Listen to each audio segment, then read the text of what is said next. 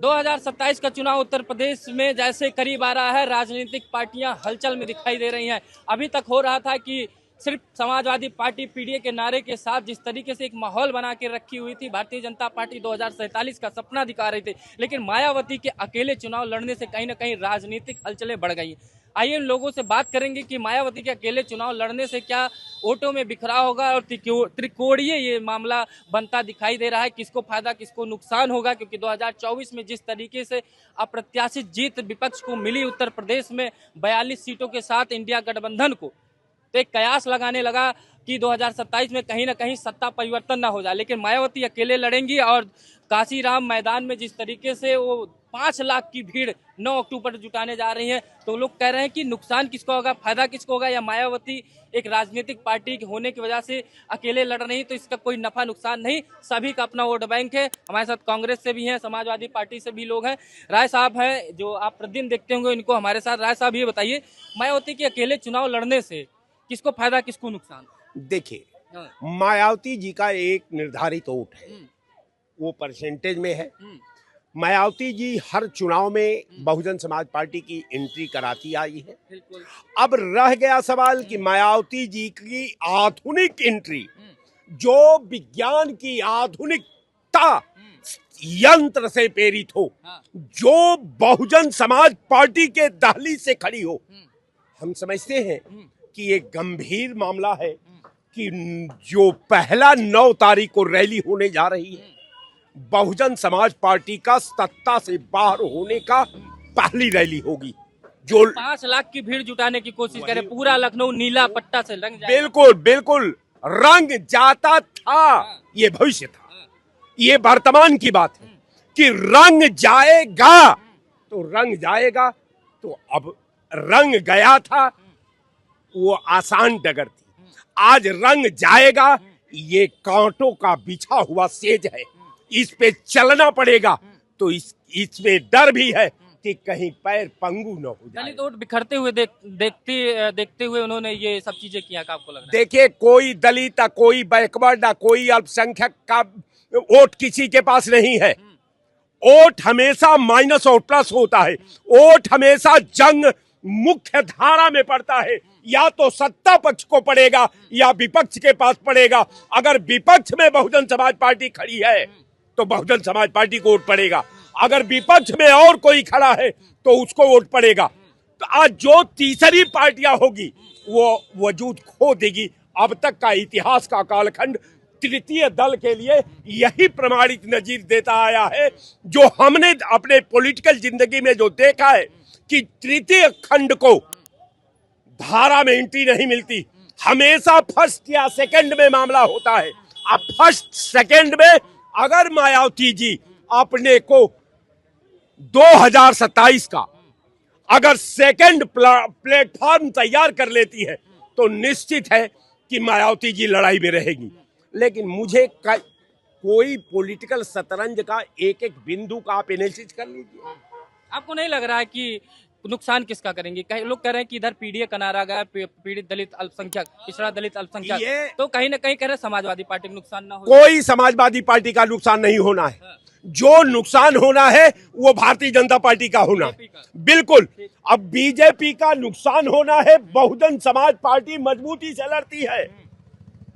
तो भारतीय जनता पार्टी उत्तर प्रदेश का जो 2027 का इतिहास आप देख का फैसला होगा इस आवाम का, ये जानते हैं कब वाला फैसला होगा?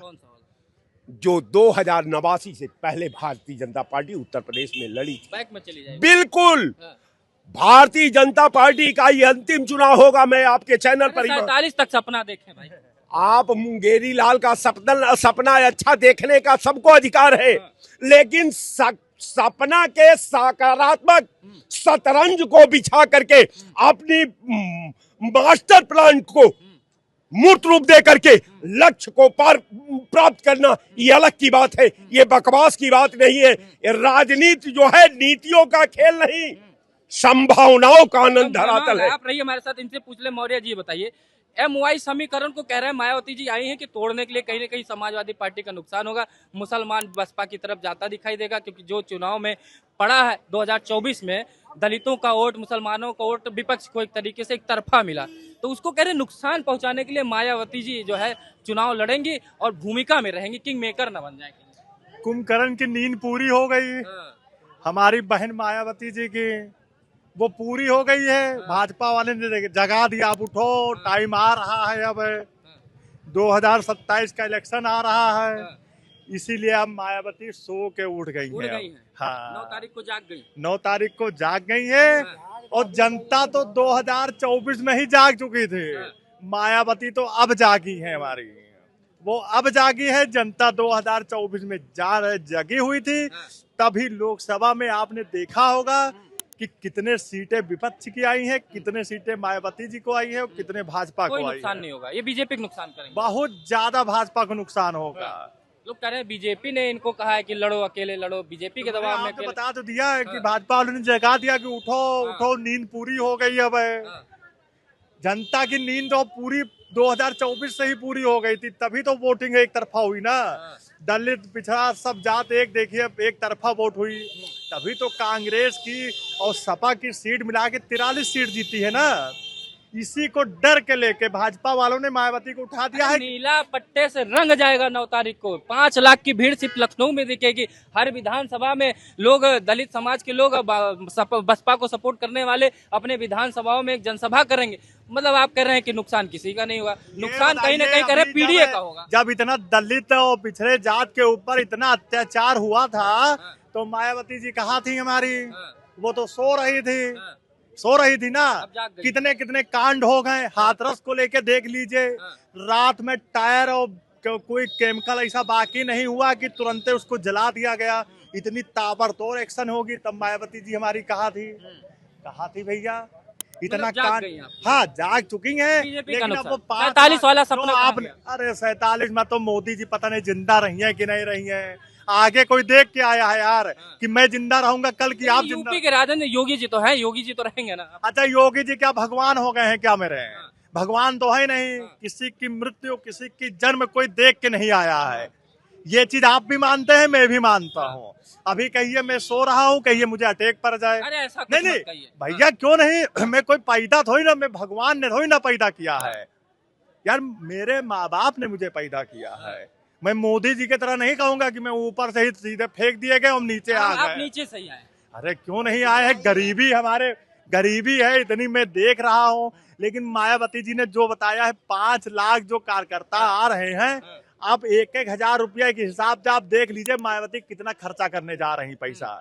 भाई पब्लिक तो इनके पास, जनता तो है ही नहीं। अब एक आह्वान पे दलित समाज निकल के आ जाता मायावती, तब क्यों नहीं लोकसभा जीती एक और सीट है? क्यों नहीं विधानसभा सीट जीती एक को? भाई क्यों नहीं जीती? एक ही तो विधानसभा जीते ना, जीरो मत कहिए। तब क्यों? अरे वो तो जीरो ही मानते हैं यार। अब आप 50 मान लो एक सीट को लेके, हमसे उससे नहीं मतलब है, लेकिन जनता तो जीरो उनको मानती है। मायावती के जो है चुनाव लड़ने से किसको नफा किसको नुकसान है? मायावती के चुनाव लड़ने से किसको? मायावती की पार्टी बसपा। हर आदमी जानता है कि वो उनका जो पहले जो आक्रामक तेवर और सत्ता पर होना चाहिए। हर डेमोक्रेसी में हर पार्टी को अधिकार है कि वो अपने सत्ता में बने रहने के लिए अपनी नीतियों का एजेंडा लागू करने के लिए आए। लेकिन विगत 2 बार 3 बार से ये देखा जा रहा है कि वो एक फुल फॉर्म में अपनी कैंपेनिंग ना करके एक अप्रोक्स रूप से दबाव में थी क्या? आपको लग रहा है जी कोई दबाव में थी क्या जो फुल कैंपेनिंग? ये तो अब पब्लिक सभी जानती है कि अब विगत में जो हुए हैं चीजें, इंसिडेंट्स हुए हैं, हमें कोई कहने की जरूरत नहीं। वो तो ऑल ओवर मतलब इंडिया का मीडिया जानता है ये, मतलब कि क्यों इतने वोट। आप देखिए कितने वोट इन्होंने लोकसभा में कैंडिडेट्स खड़े किए और कितने माइनॉरिटीज का वोट जो है वो होके इस गठबंधन जो हमारा सपा कांग्रेस का था वो कितना हुआ। अगर 27 क्या देख रहे हैं आप? 27 तो अभी बहुत दूर है, लेकिन एक परसेप्शन बनता है कि जनता का माइंड बदलता है या उसी के साथ में? मुझे पूरी आशा है कि सपा कांग्रेस का गठबंधन कारगर होगा, क्योंकि बदलाव डेमोक्रेसी में जरूरी है। डेमोक्रेसी कोई नहीं कि पट्टा लेके आए कि आज फिर जैसे कहते हैं अब की बार हम। तो ये डेमोक्रेसी में बदलाव आना जनता के हित में इसलिए होता है कि आदमी जब नया आता है तो कुछ नए अच्छे काम करने की चेष्टा करता है और सिक्का अपना पीडीए हावी पड़ जाएगा इनके दलित वोट बैंक। किस पे? पीडीए जो हाँ बिल्कुल पड़ेगा। वो जो करंट चल गया है डेमोक्रेसी, इसमें लोकसभा में भी चला था, वो अभी अंदर प्रवाहित है, भले वो एक्सपोज ना हो, क्योंकि मेन स्ट्रीम मीडिया जो है वो आपके मतलब उनके साथ है किन्हीं कारणों से, लेकिन ये जो है वो ठीक, क्या लग रहा है मायावती जी के चुनाव अकेले लड़ने से पीडीए को नुकसान होगा या भारतीय जनता पार्टी को? पीडीए का नुकसान होगा। कैसे? पीडीए का इसलिए नुकसान होगा जो इन लोगों ने कहा था कि आरक्षण खत्म, संविधान खत्म कर देगा, ये कर देगा, समाजवादी कांग्रेसियों का नारा था। ऐसा कुछ नहीं, काट की हंडी बार बार नहीं चढ़ेगी। अनुसूचित जात और ओबीसी, अनुसूचित जात माइनॉरिटी मिला के 20% हो रही। बाकी ये नारा नहीं दिया था बहन मायावती जी ने और असरुद्दीन ओवैसी ने और भारतीय जनता पार्टी ने। उसने कहा था कि जो गरीब अमीर है सब हमारे में। बाकी समाजवादी ने एक ही नारा दिया था कि दलित, अल्पसंख्यक और ओबीसी भाई भाई। तो हम पूछना चाहते हैं क्या सवर्ण बिरादरी में आप ये नहीं कह सकते थे कि जो पीड़ित है, जो गरीब है वो पीडीए है, और नेता विरोधी दल बाबा माता प्रसाद पांडे को बनाए बैठे। तो इसी से आप व्याख्या कह तो रहे, इसीलिए तो हमने एक ब्राह्मण चेहरा दिया, हम सवर्णों का भी वोट चाहते हैं। सवर्णों का वोट तब आप नारा क्यों दे रहे थे? क्या यही जो आप इटावा में करा रहे थे ब्राह्मण बनाम यादव, यही तुम्हारा पीडीए है? या औरंगजेब या राणा सांगा की आप चर्चा करा रहे थे, यही आपका पीडीए है? जो संभल बरेली में आप करा रहे हैं, यही आपका पीडीए है? या डिम्पल जी गई थी मस्जिद में, तो यही आपका पीडीए है? मैं अपने धर्म आजम खान को रखेंगे कि नहीं साथ? आजम खान को रखें या न रखें, हम तो नहीं जाएंगे। अब वो कहीं भी जाएंगे। हम तो मांग करते हैं कि सपा के सिंबल से आप चुनाव न लड़िए, अगर आप में नैतिकता हो तो। नैतिकता के लाते जो है सपा को उससे दूर हो जाए, बसपा में चले जाए। आपको लगता है? बसपा में जाए, कहीं जाए, हम तो कहते हैं ओवैसी को साथ देते हैं। अगर आजम खान इतना जूझने के बावजूद, मुस्लिमों के बड़े नेता है, मुस्लिम के बड़े नेता है, बाकी असरुद्दीन ओवैसी से बड़े नेता नहीं है। असरुद्दीन ओवैसी पढ़ा लिखा है और उसको जो अनपढ़ है क्या? अनपढ़ नहीं है। बाकी असरुद्दीन ओवैसी से आप आजम खान की तुलना नहीं कर सकते हैं। आजम खान, असरुद्दीन ओवैसी साहब जब पार्लियामेंट में बोलते हैं तो एक संवैधानिक तरीके से, हर तरीके से बात करते हैं, और कभी जब जरूरत पड़ती है तो राष्ट्र के हित में ही नुकसान आपको पीडीए का लग रहा है। ठीक है, योगी जी ये बताइए, मायावती जी के अकेले चुनाव लड़ने से पीडीए का नुकसान कि भारतीय जनता पार्टी को नुकसान? नहीं, बहन जी के चुनाव लड़ने से हर पार्टियों को नुकसान होगा, चूंकि उनका बेस हो, लेकिन उनका कोई वोट रह नहीं गया, चूंकि उनकी राजनीति थोड़ा ऐसा हो गई कि कभी उनको 27%, 26% वोट मिलता था, आज उनके पास सिर्फ 9% वोट रह गया। अब चूंकि वो उनकी गलत नीतियों के कारण, उनके गलत निर्णयों के कारण, उनके गलत सपा से गठबंधन करने का नुकसान तो नहीं होगा?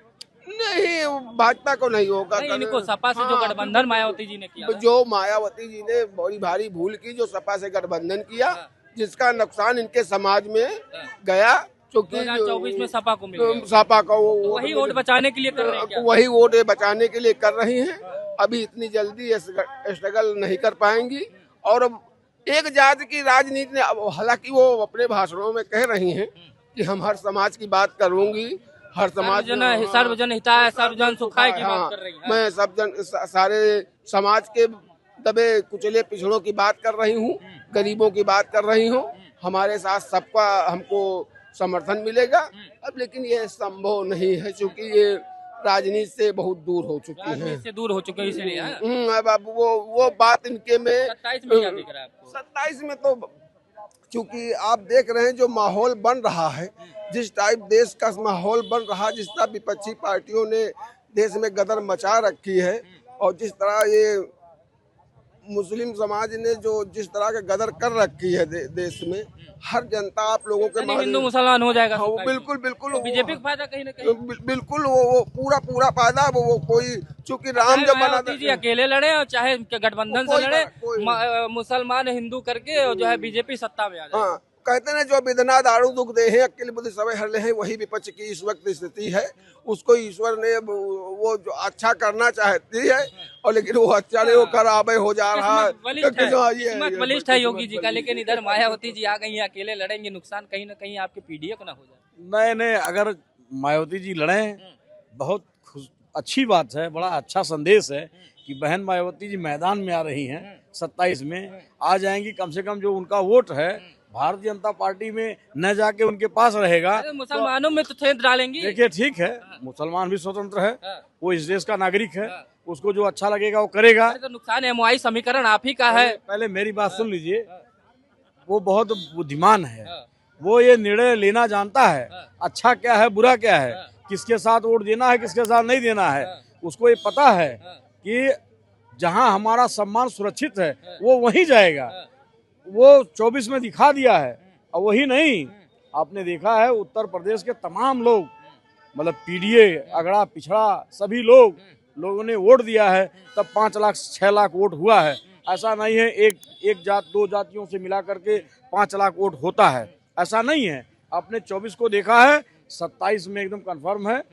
जनता के जो मुद्दे हैं, जो चिल्ला करके कह रहे हैं, समस्याएं कह रही हैं, उसके निस्तारण के लिए, उसको समाधान के लिए आप 27 में जनता जन छात्र, बेरोजगार, नौजवान, माताएं, बहनें, व्यापारी, अगड़ा पिछड़ा, दलित, ओबीसी, आदिवासी, सारे लोग ने मन बना लिया है। 27 में एक ही आदमी जो अच्छा काम किया उस प्रदेश में, वो आकलन करेगी। अखिलेश यादव आ रहे हैं। हमारा कहना यह है कि जो अच्छा काम किया है, भरोसा नहीं क्या अखिलेश यादव पे? नहीं। पार्टी वही ज्वाइन किए हैं, उसी में है। देखिए, हम और अच्छा पूरा करें, सीधा बोलिए ना कि हमारे पार्टी के नेता है वही बनेंगे। मैं कहना चाहता हूं कि वो आकलन करेगी इस प्रदेश की जनता ना, कि बेहतर कार्य कौन कर सकता है, हमारे लिए रोजगार सृजन कौन कर सकता है, रोजगार कौन दे सकता है, ठेके पट्टे वाली जो नौकरी है इसको नियमित करने का कार्य कौन करेगा। यह आकलन नौजवान करेगा, बेरोजगार करेगा। जो पढ़े लिखे करोड़ों लोग उत्तर प्रदेश की धरती पर घूम टहल रहे हैं, हमारे आपके बीच में हैं, जो फार्म भरने का मौका नहीं पा रहे हैं, वो ओवर एज हो जा रहे हैं, वो तय करेंगे। आपकी सरकार आएगी, सबको ओवर एज वालों को भी नौकरी देगी? नहीं, देखिए ये पक्का है, ओवर एज वालों को हम नहीं कह सकते हैं, लेकिन मांग करेंगे। जो 5 साल 6 साल कोरोना काल से लेकर अब तक वंचित रह गए हैं, उम्र बढ़ा करके उनको अवसर भरोसा है आ जाएंगे, एकदम 100% आ जाएंगे। 24 के मन दबा के तो नहीं करें। 2024 के रिजल्ट के आधार पर कह सकता हूं 27 में अखिलेश यादव आ रहे हैं। देखा दर्शकों तो कुल मिला के मामला दिलचस्प, इसीलिए मैं बार बार कह रहा हूं कि अभी तक जो लड़ाई देखने को मिल रही थी वो सपा बनाम बीजेपी, लेकिन दिलचस्प हो गया ये जब मायावती ने कह दिया हम किसी के साथ गठबंधन नहीं करेंगे।